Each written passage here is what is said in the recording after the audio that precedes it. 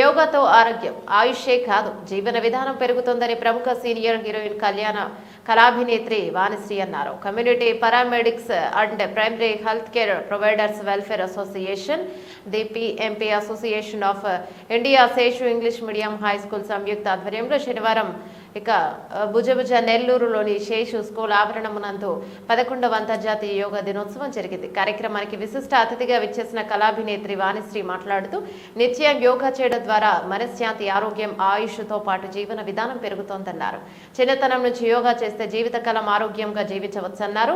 తల్లి లాంటి యోగాని దైవం మనకు అందించింది అన్నారు. భారతదేశ యోగా ప్రక్రియ ప్రపంచాన్ని ఆకర్షించిందన్నారు. నాకు వివాహమై 2 పిల్లలు పుట్టిన తర్వాత 120 కిలోల బరువు పెరిగానని, మా వారు డాక్టర్ అయినా నా బరువు తగ్గించేందుకు ఎంతవరకు సహాయపడలేదని, ఒకసారి నెల్లూరు సమీపంలోని యోగా ఆశ్రమం నందు చేరి సంవత్సరం 8 నెలల కాలంలో దాదాపు 65 కేజీల పైగా బరువు తగ్గానని, ఎలాంటి సర్జరీలు గాని, మాత్రలు గాని, మందులు గాని వేసుకోకుండా కేవలం యోగా ద్వారా అన్ని రకాల ఆరోగ్య సూత్రాలు, ఆహార నియమాలు పాటించి బరువు తగ్గానన్నారు.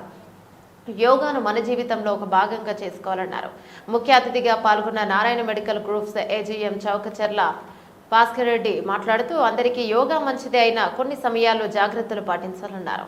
గుండె జబ్బుతో బాధపడేవారు యోగా విషయంలో అప్రమత్తంగా ఉండాలన్నారు. రక్తపోటు అదుపులో లేనివారు, లేచి నిలబడితే కళ్ళు తిరిగేవారు తల కిందికి వంచి చేసే శీర్షాసనాలు వంటివి చేయకూడదన్నారు.